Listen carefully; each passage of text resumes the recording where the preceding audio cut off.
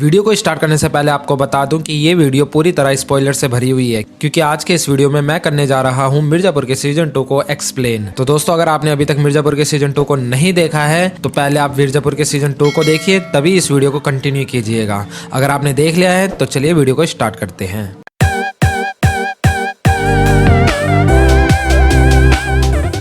Season 2 की शुरुआत से पहले हम लोगों को सीजन 1 के सारे इवेंट्स 4 से 5 मिनट में दिखाने की कोशिश की गई है, जिसे देखकर हमें ये समझ में आ जाता है कि हमने सीजन 1 में क्या क्या देखा था, जिसकी वजह से हमारी याददाश्त ताज़ा हो जाती है।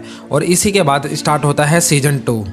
सीजन 2 की शुरुआत में हमें एक गाड़ी का एक्सीडेंट दिखाया जाता है, जिसमें होते हैं मुन्ना भैया, और उनका ये एक्सीडेंट करवाया है गुड्डू भैया ने, जिसके बाद वो उनकी गाड़ी को उठाकर खाई में फेंक देते हैं। मुन्ना भैया बच जाते हैं और गुड्डू भैया की तरफ गन करके उन्हें गाली देकर ये कहते हैं कि हम अमर हैं और हम मर नहीं सकते। लेकिन इतने में पता चलता है कि वो बेड पे लेटे हुए दिन में ख्वाब देख रहे हैं, और मुन्ना भैया का लेफ्ट हैंड ये कहता है कि जिनकी तरफ तुम गन तान के बैठे हो वो कालीन भैया है, गुड्डू भैया नहीं। इतने में मुन्ना भैया को होश आता है और वो देखते हैं कि वो बेड पे लेटे हुए हैं, और बेड पे लेटे हुए उन्हें काफी समय हो गया है, क्योंकि उनकी पीठ पर तकरीबन 4 से 5 गोलियों के निशान हैं, और ये गोलियों के निशान सीजन 1 के एंड के सीन के हैं। जी हाँ दोस्तों, कहानी की कंटिन्यूएशन वहीं से है जहां पर इसका सीजन 1 का एंड हुआ था। कहीं पर भी कहानी में हेर फेर नहीं हुआ है। लेकिन इतना घायल होने के बाद भी मुन्ना भैया के अंदर तड़प है गुड्डू भैया को मारने की और मिर्जापुर का किंग बनने की। इन सभी बातों को समझते हुए कालीन भैया उन्हें कहते हैं कि तुम अभी आराम करो।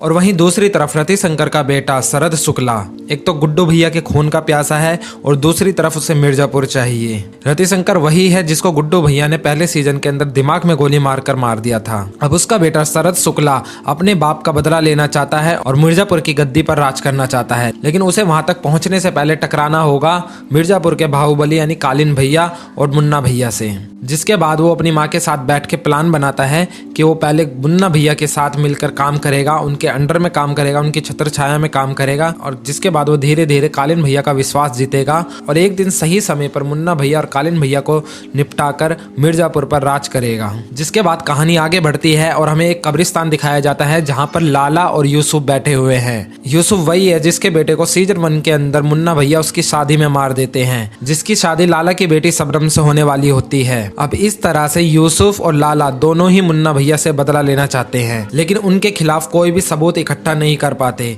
इस मामले में पुलिस भी नाकामयाब होती हुई दिखाई देती है।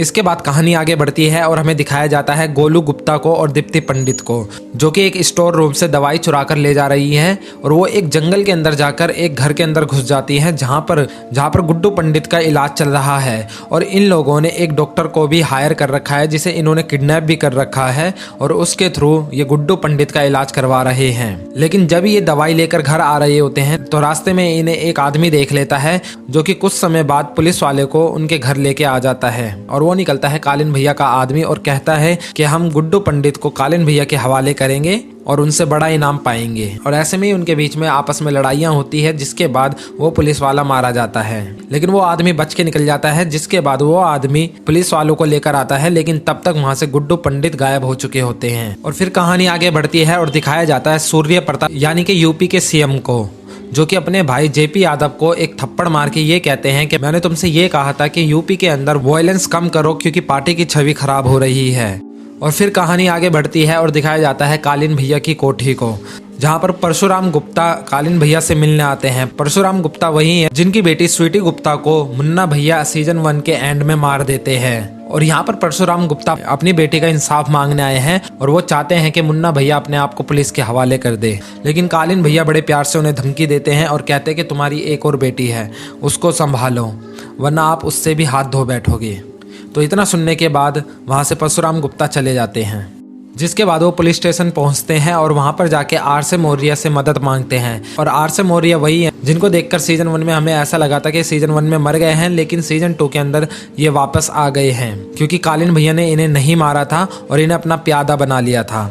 अब आर.से. मौर्य कालीन भैया के लिए काम करते हैं और वो परशुराम गुप्ता की कोई भी मदद नहीं कर सकते। फिर कहानी आगे बढ़ती है और हमें दिखाया जाता है रामाकांत पंडित, जो कि अपने बेटे और बहू यानी कि बबलू पंडित और स्वीटी पंडित की मौत का बदला लेना चाहते हैं, और वो मुन्ना भैया को सजा दिलाने के लिए गवाहों को इकट्ठा कर रहे हैं। लेकिन अनफॉर्चुनेटली उन्हें कोई भी गवाह नहीं मिलता। हर कोई मुन्ना भैया के खिलाफ गवाही देने से मना कर देता है। और फिर कहानी आगे बढ़ती है और हमें दिखाया जाता है शरद शुक्ला को, जो कि अब जौनपुर की गद्दी को संभाल रहे हैं। लेकिन कालीन भैया चाहते हैं कि अब मुन्ना भैया जाकर जौनपुर पे भी अपना राज चलाए और जौनपुर को भी अपने कब्जे में कर ले। लेकिन ऐसा करने के लिए पहले मुन्ना भैया को शरद शुक्ला से टकराना होगा। जिसके बाद मुन्ना भैया शरद शुक्ला के घर पहुंचते हैं और वो उन्हें ये कहते हैं कि तुम हमें जौनपुर हैंड ओवर कर दो। लेकिन ऐसा करने से पहले शरद शुक्ला चालाकी खेलते हुए ये कहते हैं, मैं तुम्हारे अंडर में रहकर काम करूंगा और जौनपुर को चलाऊंगा।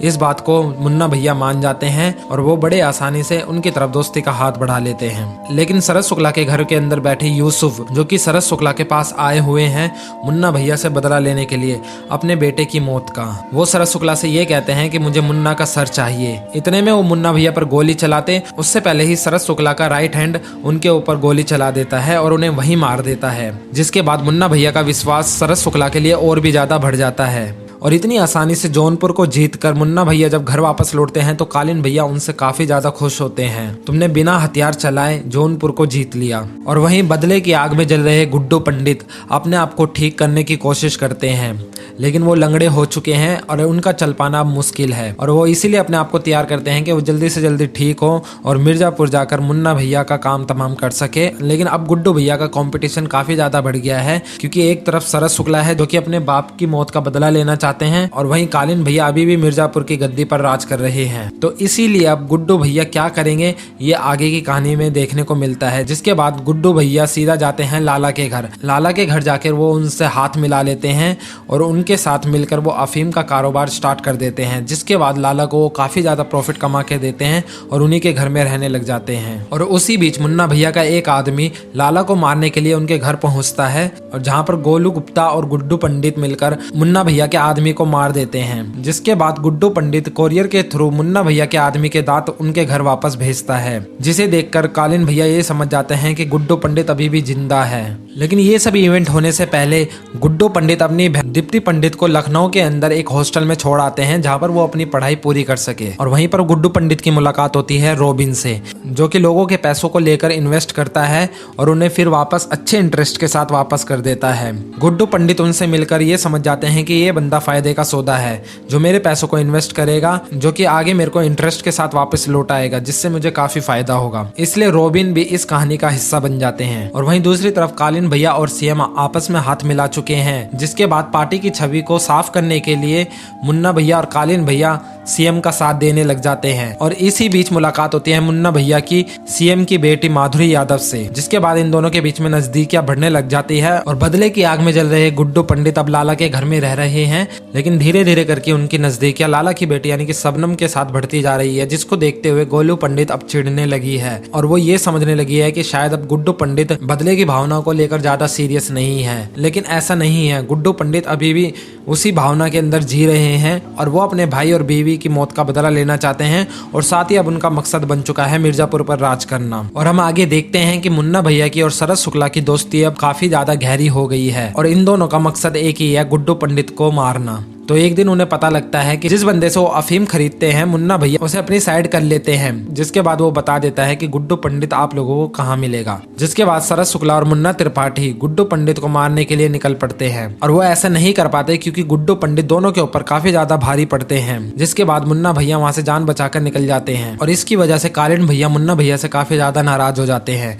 कि वो गुड्डू पंडित को मार नहीं पाए। फिर उसके बाद उनका काफी समय से गन का व्यापार बंद पड़ा था, जिसको वो वापिस स्टार्ट करना चाहते हैं क्योंकि अब वो सीएम के साथ मिल चुके हैं। क्योंकि अब कालीन भैया सीएम के साथ मिल चुके हैं और सीएम उनका साथ देने के लिए पूरी तरह राजी है। इसके बाद मुन्ना भैया गन से भरे ट्रक को बिहार में पहुंचाने के लिए उसे रवाना करते हैं। लेकिन बिहार पहुंचते ही शत्रुघ्न त्यागी, जिसका कैरेक्टर विजय वर्मा ने निभाया है, वो ट्रक को अगवा कर लेता है। जिसके बाद ये खबर मुन्ना भैया को पता चलती है। जिसके बाद मुन्ना भैया शरद शुक्ला से हेल्प मांगते हैं और वो उन्हें पता करने के लिए कहते हैं कि हमारे ट्रक को किसने अगवा किया है। और यहाँ पर एक सोची समझी चाल होती है क्योंकि ये ट्रक शरद शुक्ला के कहने पर ही अगवा किया गया है, जिसको अगवा कर रहे हैं शत्रुघ्न त्यागी।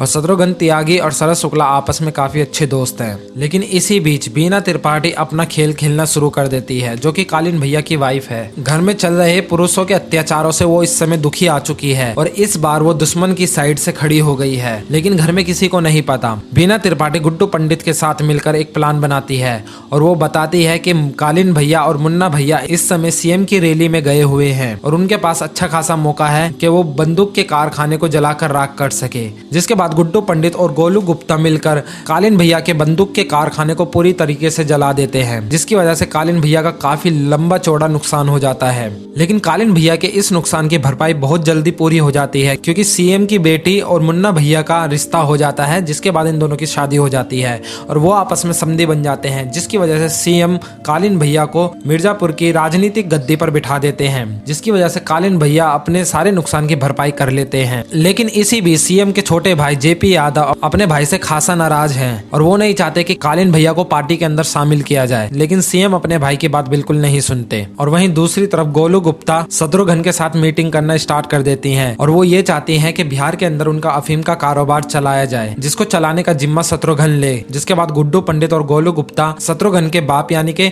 दत्ता यादव से मीटिंग करने जाते हैं बिहार में, लेकिन दत्ता यादव अफीम के कारोबार को यहाँ करने के लिए मना कर देता है। जिसके बाद गुड्डू पंडित वापस आ जाते हैं, लेकिन शत्रुघ्न धीरे धीरे गोलू पंडित के प्यार में पड़ जाता है और वो गोलू पंडित से हाथ मिला लेता है और वो चोरी छुप के अपने बाप की नाक के नीचे अफीम का काम करना स्टार्ट कर देता है। और इसी तरह कहानी आगे बढ़ती है और पता चलता है कि बीना त्रिपाठी प्रेग्नेंट है, लेकिन किसके थ्रू प्रेग्नेंट है ये किसी को नहीं पता। कालीन भैया समझते हैं कि ये उनका बच्चा है और कालीन भैया का बाप समझता है कि ये उनका बच्चा है, लेकिन बीना त्रिपाठी जो कि राजा के साथ पहले सीजन के अंदर इंटीमेट हुई थी, वो राजा को ये कहती है कि ये तुम्हारा बच्चा है। अब ये राज भी राज ही रह गया है, आखिर ये बच्चा है किसका। लेकिन कालीन भैया इस बात से काफी ज्यादा खुश है और वो मुन्ना भैया को ये कहते हैं कि तुम्हारा कॉम्पिटिटर आने वाला है, यानी कि गद्दी के अब 2 वारिस हो जाएंगे। लेकिन बीना त्रिपाठी के मन में ये डर बैठ जाता है कि कहीं मुन्ना भैया गद्दी के लालच में आके मेरे बच्चे को ना मार दे, इसलिए वो राजा को वापस बुलाती है और राजा को उसकी देखभाल के लिए रखती है। और वहीं दूसरी तरफ गुड्डू पंडित अपनी गैंग खट्टा करने में लगे हुए हैं। वो धीरे धीरे करके आदमियों को खट्टा करने लग जाते हैं ताकि समय आने पर इन आदमियों का यूज किया जा सके। लेकिन एपिसोड 7 खत्म होते होते अचानक सीएम के ऊपर कोई हमला कर देता है और उनकी गाड़ी का एक्सीडेंट हो जाता है, जिसके अंदर उनकी ऑन द स्पॉट मौत हो जाती है। जिसके बाद जेपी यादव कालीन भैया के साथ बैठकर ये कहते हैं कि अब मुझे ही गद्दी संभालनी होगी, क्योंकि ये पार्टी के लिए काफी बड़ा नुकसान है, तो सीएम की गद्दी अब मुझे ही संभालनी होगी। और वहीं दूसरी तरफ कालीन भैया कहते हैं कि तुम्हें गद्दी की पड़ी है, मेरा काफी लंबा चौड़ा नुकसान हो गया है। लेकिन इसके बाद सीएम के वफादार पीए आनंद कालीन भैया और सीएम की बेटी को ये सारी बातें बताते हैं कि जेपी यादव अपने भाई की मौत से काफी ज्यादा दुखी नहीं है, वो तो बस गद्दी के पीछे पड़े हुए हैं। इसके बाद कालीन भैया और माधुरी यादव मिलकर ये प्लान बनाते हैं कि जेपी यादव को फंसाया जाए और उसे गद्दी से इस्तीफा देने के लिए कहा जाए। जिसके बाद वो प्लान बनाते हैं और वो इस प्लान के अंदर कामयाब भी होते हैं। और वहीं कालीन भैया ये सोचते हैं कि अब शायद गद्दी मेरे हाथ लगे, लेकिन ऐसा नहीं होता, क्योंकि सीएम की बेटी माधुरी यादव गद्दी के ऊपर बैठ जाती है, यानी कि वो इस समय यूपी की सीएम बन चुकी है, जिसकी वजह से कालीन भैया उनसे काफी ज्यादा नाराज हो जाते हैं। लेकिन मुन्ना भैया उस बात से काफी खुश हो जाते हैं, क्योंकि अब उनकी धर्म पत्नी एक सीएम है और वो अब चाहे कुछ भी कर सकते हैं, उन्हें किसी से पूछने की जरूरत नहीं है, क्योंकि इस समय उनकी पत्नी के पास कालीन भैया से भी ज्यादा पावर है। और फिर कहानी आगे बढ़ती है और दिखाया जाता है आरएस मौर्य को, जिनका कैरेक्टर हमें शुरू में कालीन भैया का वफादार दिखाया जाता है, लेकिन वो आगे चलकर कहानी के अंदर एक नया मोड़ ला देते हैं और पता चलता है कि वो कालीन भैया के साथ रहकर उनके खिलाफ सबूत इकट्ठा कर रहे हैं। और जिस आदमी ने सीएम का एक्सीडेंट किया था, उन्होंने अब उसे पकड़ लिया है, लेकिन वो आदमी है शरद शुक्ला का। अब आरएस मौर्य इस कंफ्यूजन में है कि आखिर शरद शुक्ला ने सीएम को क्यों मरवाया, लेकिन ये बात वो उस आदमी से नहीं पूछ पाते, क्योंकि वो गूंगा और बहरा होता है। अब आरएस मौर्य और गुड्डू पंडित के पिता यानी कि रामाकांत पंडित का एक ही मकसद है, मुन्ना त्रिपाठी को सजा दिलाना, लेकिन वो सबूत इकट्ठा करने में हमेशा नाकामयाब होते हुए दिखाई देते हैं। जिसके बाद वो बड़े अफसर से मदद मांगते हैं, लेकिन बड़ा अफसर यही कहता है कि तुम अब यूपी को क्राइम मुक्त करा सकते हो। लेकिन इस चपेट के अंदर रामाकांत के बेटे यानी कि गुड्डू पंडित भी आएंगे, लेकिन आरएस मौर्य का मतलब कुछ और ही था। आरएस मौर्य ये चाहते हैं कि जब भी गुड्डू पंडित उनके हाथ लगे, वो उनका इनकाउंटर कर दे और उन्हें जान से मार दे। लेकिन इस बात का पता गुड्डू पंडित के पिता को नहीं होता, वो सिर्फ अपने बेटे को जेल में सजा दिलाना चाहते हैं, जिसके बाद गुड्डू पंडित सजा काट के अपनी जिंदगी अच्छे से स्टार्ट कर सके। लेकिन आरएस मौर्य का मकसद कुछ और है। और फिर इसके बाद कहानी आगे बढ़ती है और कहानी के अंदर एक बहुत बड़ा ट्विस्ट देखने को मिलता है, जहाँ पर इस समय परीक्षा दे रहे हैं मकबूल और बाबर। बाबर गुड्डू पंडित का वफादार है और मकबूल कालीन भैया का वफादार है। इस बीच कालीन भैया मकबूल को कहते हैं कि तुम अपने भांजे यानी कि बाबर को मार डालो, लेकिन मकबूल बाबर को नहीं मारता है, वो उसे घर में ही बांध देता है। लेकिन जैसे तैसे बीना त्रिपाठी पता लगाती है और राजा के थ्रू बाबर को आजाद करवा देती है। जिसके बाद मुन्ना भैया को पता लगता है कि बाबर अभी जिंदा है और मकबूल ने अपनी वफादारी का सबूत नहीं दिया। जिसके बाद मुन्ना भैया मकबूल के घर जाते हैं, जहाँ पर वो बाबर को और मकबूल की माँ को मार डालते हैं। इसके बाद मकबूल अब बागी हो चुका है। अब वो मुन्ना भैया को मारने के लिए उनके घर पहुंचा है, लेकिन वहाँ पर अनफॉर्चुनेटली कालीन भैया का बाप मिलता है, जहाँ पर वो कालीन भैया के बाप को मारने ही वाले होते हैं। इतने में बीना त्रिपाठी आके कहते हैं कि मकबूल इसे मैं मारूंगी। जिसके बाद वो चाकू से उसको काट काट के मारना स्टार्ट कर देती है। लेकिन इसका सारा शक जाता है मकबूल के ऊपर, क्योंकि मकबूल ही कालीन भैया के बाप को मारने आया था और वो ये कहता है कि अपने को खोने का दर्द क्या होता है कालीन भैया को अब पता चलेगा। अब इसके बाद कालीन भैया अपने बाप की अस्थि को जलाते हुए दिखाई देते हैं, जहाँ पर मुन्ना त्रिपाठी भी आते हैं और वो उनसे आकर ये कहते हैं कि मुझे अब मिर्जापुर की गद्दी चाहिए। लेकिन कालीन भैया उनसे कहते हैं कि ये अभी सही समय नहीं है, इसके बारे में हम बाद में विचार करेंगे। लेकिन मुन्ना भैया इस बात से खासे नाराज हो जाते हैं और वहां से चले जाते हैं। जिसके बाद बीना को डर लगता है कि कहीं मुन्ना भैया मेरे बच्चे को ना मार दे। इसके बाद वो राजा को आगाह करती है कि मुन्ना भैया घर पर आ रहे हैं, काफी गुस्से में हैं, तो तुम बेटे का ध्यान रखना। और जैसे ही मुन्ना भैया घर पे आते हैं, वो बाथरूम से नहाकर ही निकलते हैं कि राजा उन पर गोली चला देता है और फिर मुन्ना भैया जैसे तैसे बच जाते हैं। जिसके बाद वो राजा की काफी ज्यादा पिटाई करते हैं और उससे पूछते हैं कि मुझे मारने के लिए तुझे किसने ऑर्डर दिया। लेकिन राजा यहाँ पर चाल खेल जाता है और बोल देता है कि कालीन भैया ने।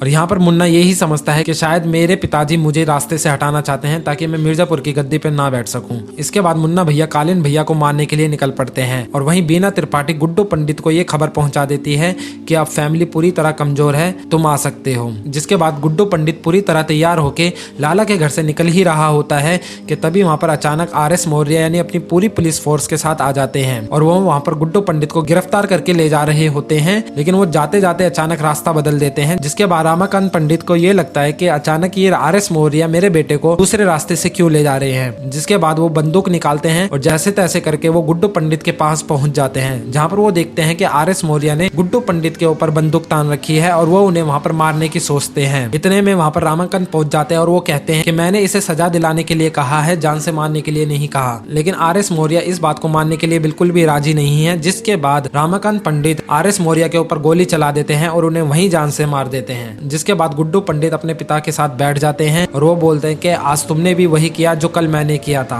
कि जब अपनों पर बात आती है तो नहीं रुका जाता। इसके बाद गुड्डू पंडित पहुंच जाते हैं वहीं पर जहां पर कालीन भैया अपने बाप की चिता को जला रहे होते हैं और वहीं दूसरी तरफ मुन्ना भैया भी अपने बाप को मारने के लिए आ रहे होते हैं। और वहीं तीसरी तरफ शरद शुक्ला भी कालीन भैया को ये बता देते हैं कि मुन्ना भैया बड़े गुस्से में हैं और वो तुम्हें मारने के लिए यहाँ आ रहे हैं। अब एक तरफ मुन्ना भैया कालीन भैया को मारने के लिए आ रहे होते हैं, तो वहीं शरद इस बीच प्लान बनाता है कि जैसे ही मुन्ना भैया कालीन भैया को मारेंगे वो मुन्ना भैया को मार देंगे, जिसके बाद मिर्जापुर की गद्दी पर उनका राज होगा। लेकिन उन्हें ये नहीं पता होता कि दूसरी तरफ से गुड्डू पंडित भी कालीन भैया और मुन्ना भैया को मारने के लिए आ रहे हैं। इससे पहले शरद शुक्ला कालीन भैया पर हमला करते, उससे पहले ही गुड्डू पंडित कालीन भैया और मुन्ना भैया पर हमला कर देते हैं और उन्हें वही मौत के घाट उतार देते हैं। लेकिन इस बीच कालीन भैया बच जाते हैं और कालीन भैया को शरद शुक्ला जैसे तैसे करके बचाकर ले जाते हैं जौनपुर। अब मिर्जापुर के ऊपर पूरी तरीके से राज है गुड्डू पंडित का, यानी कि अब मिर्जापुर की गद्दी पर बैठ चुके हैं गुड्डू पंडित। लेकिन एक शर्त के साथ। आप लोगों ने पूरी कहानी के अंदर ये तो सुना ही है